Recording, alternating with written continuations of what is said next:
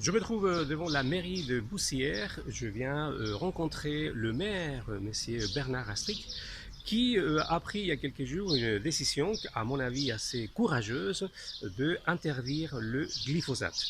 Mais pas seulement au niveau particulier, puisque depuis le 1er janvier, le glyphosate est interdit à l'utilisation des particuliers et des collectivités, mais pas des agriculteurs ou autres utilisations. Bonjour, monsieur le maire. Bonjour. Lorsqu'un journaliste en ce moment vous appelle, vous savez pourquoi, hein? Oui, je sais assez souvent pourquoi. C'est bien évidemment par rapport à l'arrêté qui a été pris sur la commune de Boussières pour interdire de façon totale l'utilisation du glyphosate. Alors, monsieur le maire, pourquoi avez-vous pris cette décision? Alors j'ai pris cette décision, pourquoi? Parce que ce produit est déjà interdit. Il est interdit à l'usage aux particuliers et aussi aux collectivités locales.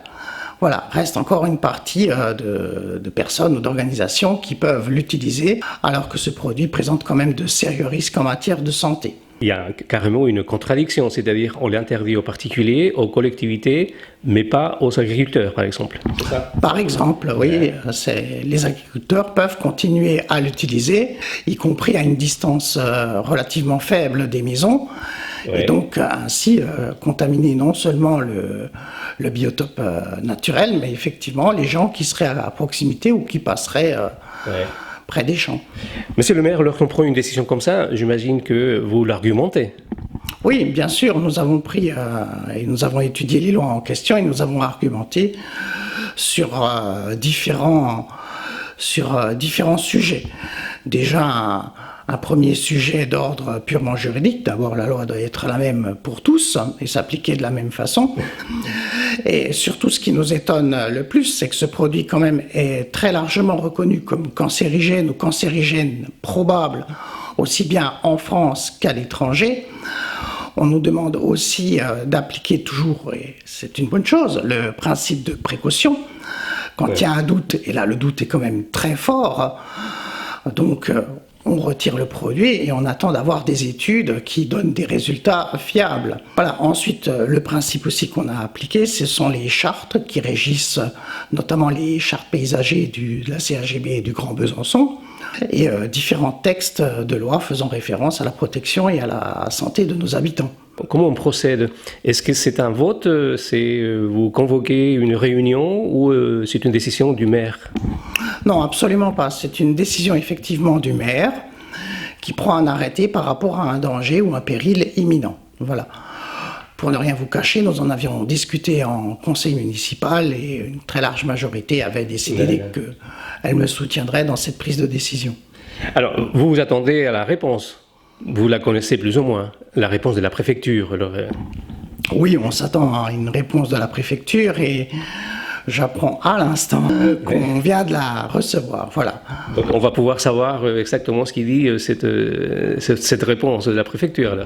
Oui, tout à fait. Voilà. Donc on va m'apporter. C'est un scoop pour nous, là. C'est un scoop. On travaille en temps réel. Hein. Je vous avais posé la question, donc si vous avez pris cette décision suite, bien évidemment, à des constats. Vous n'avez pas pris cette décision parce que y a quelqu'un qui vous a influencé ou parce que non, c'est vraiment le constat que vous faites dans votre commune et un peu dans les études qui montrent qu'effectivement ce produit est fortement cancérigène.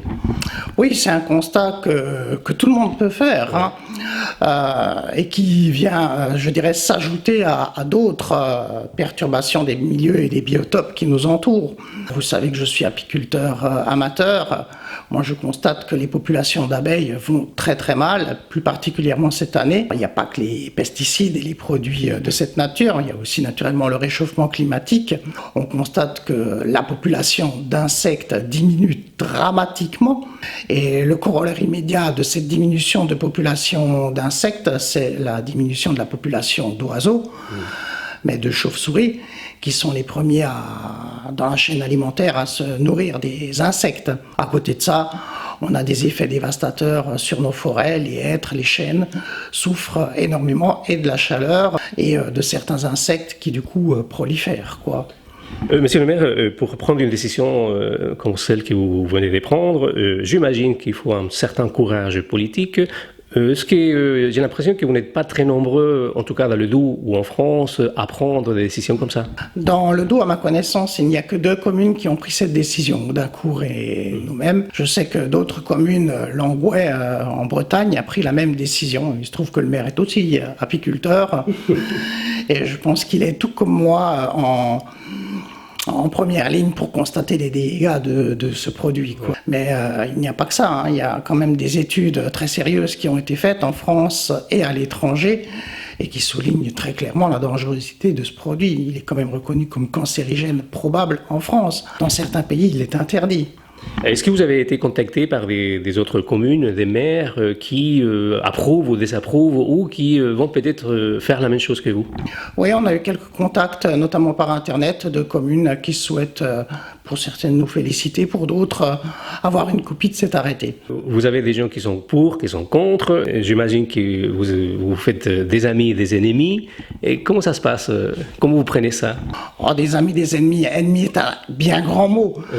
Non, je pense qu'il y a des gens, notamment les agriculteurs, qui sont un peu perturbés, pas que par le produit malheureusement, mais aussi parce qu'on les met dans une situation difficile. Ouais, ouais. Et on les comprend, j'imagine. On les comprend. On leur dit, vous pouvez continuer à utiliser ce produit.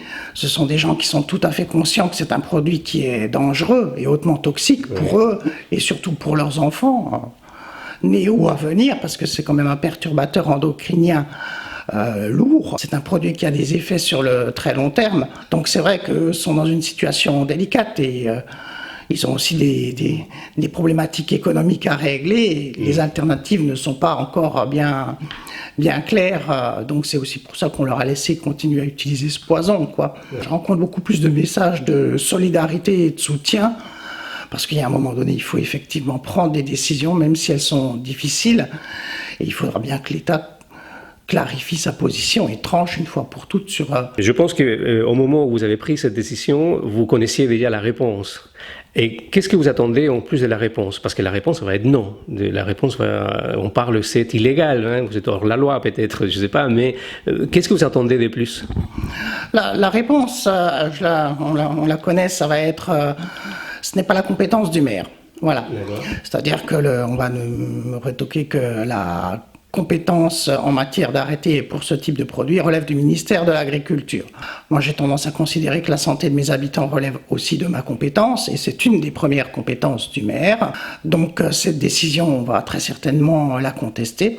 Oui. Et il faudra que l'État s'explique, que le ministère de l'Agriculture explique pourquoi ce produit est interdit pour certains, pas pour d'autres, et pourquoi il n'est pas toxique pour tout le monde. Voilà, vous voulez des explications, hein? Il faut clairement que l'État s'explique, clarifie sa position, et surtout qu'il prenne des décisions courageuses, parce qu'il n'y a qu'une seule issue à l'utilisation de ce produit. Il faut arrêter de l'utiliser. Voilà.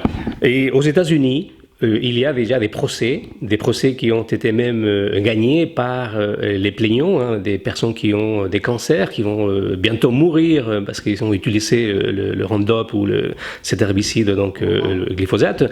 Qu'est-ce que vous en pensez? Parce que Monsanto doit payer quelques millions à des milliards.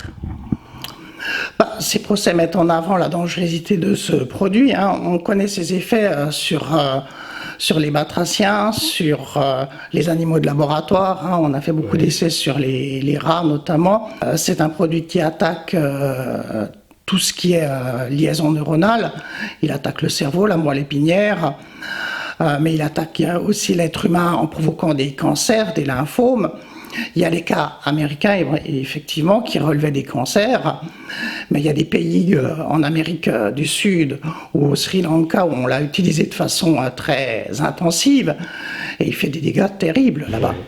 C'est mais en même temps, monsieur le maire, il y a des études qui disent que non, c'est pas si dangereux que ça, ou que c'est pas encore prouvé, tout ce que vous venez de dire. On va attendre qu'il y ait encore des millions de morts pour être sûr que ce soit vraiment dangereux. Non, je crois que là maintenant... l'heure est à la prise de décision. Je rappelle qu'il existe quelque chose qui s'appelle le principe de précaution quand on a des doutes. Et là, on a plus que des doutes sur cette substance. Qu'est-ce qu'on fait? On arrête de l'utiliser, on essaie de trouver des alternatives. Et puis, on clarifie la situation de façon claire, scientifiquement. Très bien, donc là vous m'avez dit que la réponse est arrivée, vous la connaissez pas à 100%. Quels sont les pas à suivre? Qu'est-ce que vous allez faire après? Je pense qu'on va en discuter en conseil municipal et nous verrons quelles seront la suite que nous donnerons à... Vous ne pensez pas vous arrêter là, quoi? Ça m'étonnerait qu'on s'en tienne à ça. Il va falloir que le ministère de l'Agriculture s'explique, puisque c'est lui qui est responsable, donc il va falloir qu'il s'explique sur sa décision et de façon argumentée. Bon, voilà une très bonne nouvelle pour moi, puisque je ne suis pas venu chercher un scoop, mais on vient d'avoir un scoop. Vous venez de recevoir la réponse donc, de la préfecture. Est-ce que vous pouvez nous donner votre avis? Bon, je vais vous donner un petit résumé déjà de la réponse qu'on me donne. Là. La loi confie au ministre, donc facteur de l'Agriculture, un pouvoir exclusif de police spéciale en matière de produits phytosanitaires, afin d'assurer un niveau de protection élevé et identique au niveau national au regard du niveau de connaissance des experts que les autorités locales ne peuvent pas connaître. Voilà. Donc nous ne savons pas que c'est dangereux pour les particuliers, mais pas pour d'autres. Soit. Donc le maire n'a pas à s'immiscer dans l'exercice de cette police spéciale par l'édiction d'une réglementation locale. Je résume en teneur ce qui nous est dit. Et donc le préfet... me demande de retirer, sous forme de recours gracieux, dans un délai de 2 mois, cet arrêté. Voilà. Donc vous n'êtes pas compétent en fait? Alors il nous dit qu'effectivement c'est le ministère de l'Agriculture qui est compétent et qui sait des choses que nous ne pouvons pas connaître. D'accord. Le ministère m'explique qui prend des décisions au niveau national au regard du niveau de connaissance des experts que les autorités locales ne peuvent pas connaître. Donc je suppose que des experts ont expliqué au ministre que c'était dangereux pour les particuliers, pour les collectivités, mais pas pour les autres. D'accord. Donc les pas à suivre? Le pas suivant? Oui. Eh ben, on va attendre donc on ne va pas répondre à cette demande de retrait, ce qui veut dire qu'on va la maintenir. Voilà. Ah, donc techniquement, ça va se passer comme ça. Comment ça se passe après, en fait, si vous ne retirez on va pas? se retrouver au tribunal administratif. Vous êtes prêt à aller jusqu'à là? Ah, moi, j'y suis tout à fait prêt, oui. Il faut que maintenant, j'aimerais bien que le ministère m'explique ce qu'il sait que moi, je ne sais pas. Là, c'est ce que vous me disiez tout à l'heure. En tant que citoyen et que maire, on a le droit de savoir pourquoi ce produit est dangereux pour certains et pas pour d'autres. Merci beaucoup. Si. Merci.